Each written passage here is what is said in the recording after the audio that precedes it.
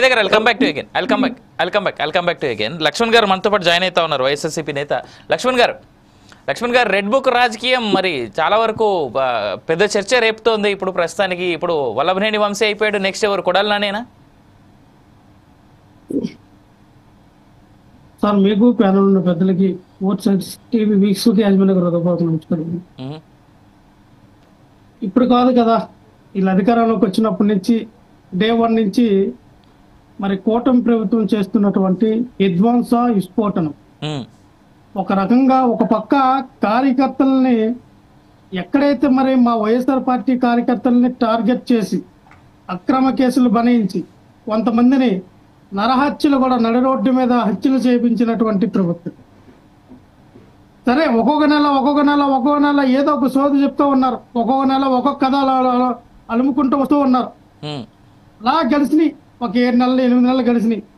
ప్రజలు ఇంకేమి ఉంటారండి, ఇంకెంతకాలం టైం కావాలి మీకు బ్రహ్మాండమైనటువంటి 164 సీట్లలో కూటమికి భారీ మెజార్టీ ఇచ్చారు. దేనికి ఇచ్చారు?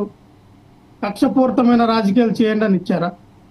వైఎస్ఆర్ పార్టీ నాయకుల్ని కార్యకర్తల్ని హింసించండి అని చెప్పి మీకు ఈ యొక్క అధికారాన్ని మీకు ఇవ్వడం జరిగిందా? కాదు కదా.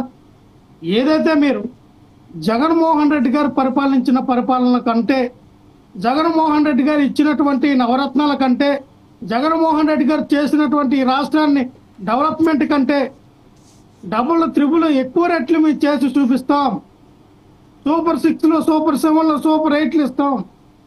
31 పథకాలు సంక్షేమ పథకాలను మేము అమలు చేయకపోతే మా యొక్క చొక్కా గల్లాన్ని పట్టుకొని మమ్మల్ని నడి రోడ్డు మీద అడగండానని చెప్పి నారా లోకేష్ గారు ఆ రోజున పవన్ కళ్యాణ్ గారు అన్నారు కదా.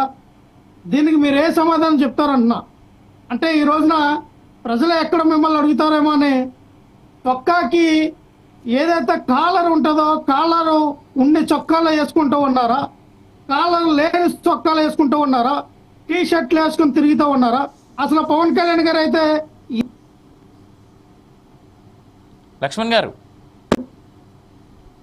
సనాతన ధర్మం అని చెప్పి ఊర్లమ్మడ మనం వెళ్దామని చెప్పి ఆయన సనాతన ధర్మం వైపు వెళ్తూ ఉన్నారు.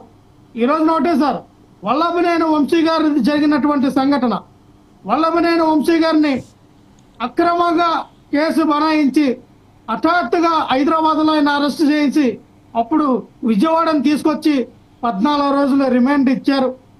14 రోజులు రిమాండ్ పెట్టిన తర్వాత ఆయనకి ఫిజికల్గా మెంటల్గా అనేక రకాలుగా ఆయన్ని ఒత్తిడి గురి చేసి ఏకాంతం చేసి ఆయన్ని మరి ఏమైనా చంపాలని ఏమైనా ప్రయత్నం చేస్తూ ఉన్నారు. వల్లభనేని వంశీ గారిని చంపే ప్రయత్నం ఏమైనా జరుగుతూ ఉందా అనేది అర్థం కావడం. ఒకటే చెప్తున్నాను సార్, చట్టాన్ని మీకు నచ్చినట్టుగా చట్టాన్ని మీ చేతిలో తీసుకొని భారత రాజ్యాంగంలో ఉన్నటువంటి సెక్షన్లు కాదు, మా నారా లోకేష్ గారు తీసుకొచ్చినటువంటి ఏదైతే ఎర్ర బుక్ ఉందో రెడ్ బుక్ అని చెప్పి ప్రచారం చేశారో ఎలక్షన్కు ముందు, అందులో రాసుకున్న పేర్లన్నింటిలో కూడా మా సెక్షన్లు వేరేగా ఉంటాయని చెప్పి మీరు ఎట్టినటువంటి సెక్షన్లు అమలు చేయాలని చెప్పి అంటే ఏదైతే మరి దుర్మార్గమైనటువంటి చర్యలు తీసుకుంటూ ఉన్నారో మేము చెప్తూ ఉన్నాం. వల్లభనేని వంశీ గారి మీద ఎవరైతే కేసు పెట్టినటువంటి ఆ సత్యవర్ధన్ అనే వ్యక్తి, ఆయన కేసుని వెనక్కి తీసుకున్నాడు. ఆయన మేము పెట్టిన కేసు విత్డ్రా చేసుకుంటాడని చెప్పి వాగ్దానం చేశాడు. ఆ వాగ్మానం ఇవ్వడం జరిగింది. సార్ నేను ఆయన మీద పెట్టిన కేసు వెనక్కి తీసుకుంటామని చెప్పాను, కానీ ఎలాగైనా సరే వాంటెడ్గా అరెస్ట్ చేయాలనే ఒక కక్షపూరితమైనటువంటి చర్యలో ఒక భాగమే ఈ రోజున వల్లభనేని గారి వంశీ అరెస్ట్. లక్ష్మణ్ గారు నాదో ప్రశ్న, ఒక్క మాట లక్ష్మణ్ గారు నాదో ప్రశ్న. ఇవాళ వంశీ గారిని చంపేస్తారేమో ఇంకేదైనా చేస్తారేమో అని మీరు అంటున్నారు. ఆనాడు టీడీపీ నాయకులు టీడీపీ కార్యకర్తలు కూడా అదే అన్నారు, చంద్రబాబు నాయుడిని అరెస్ట్ చేశారు, ఈ పూట చంద్రబాబు నాయుడిని చంపే ప్లాన్ నడుస్తుందా అని. రఘురామకృష్ణరాజు కూడా అదే అన్నాడు. అంటే తాము చేసిందే ఇవాళ తిరిగి వచ్చేసరికి భయపడుతున్నారా, లేదంటే తాము ఏది చేశారో అదే ఇవాళ వాళ్ళు కూడా చేయబోతున్నారని భయపడుతున్నారా?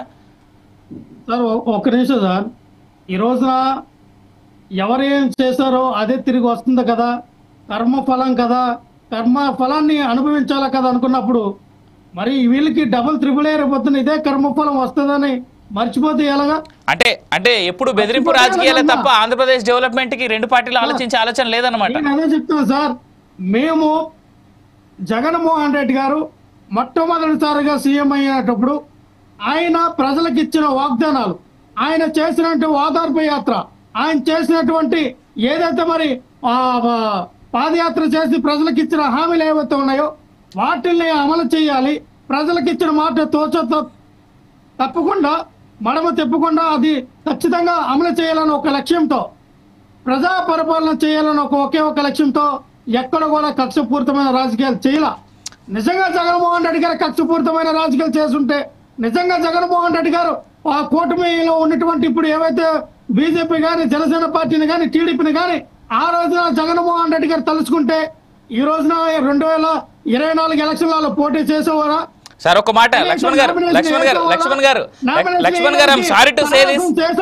I'm sorry to say this, ఒకవేళ బీజేపీ గానీ అదే మాట అనుకుని ఉంటే జగన్మోహన్ రెడ్డి కనీసం జైలు నుంచి బయటికి కూడా వచ్చి ఉండేవాడు. ఇది గుర్తు పెట్టుకోవాలి. Right, I'll come back to Vijay గారు.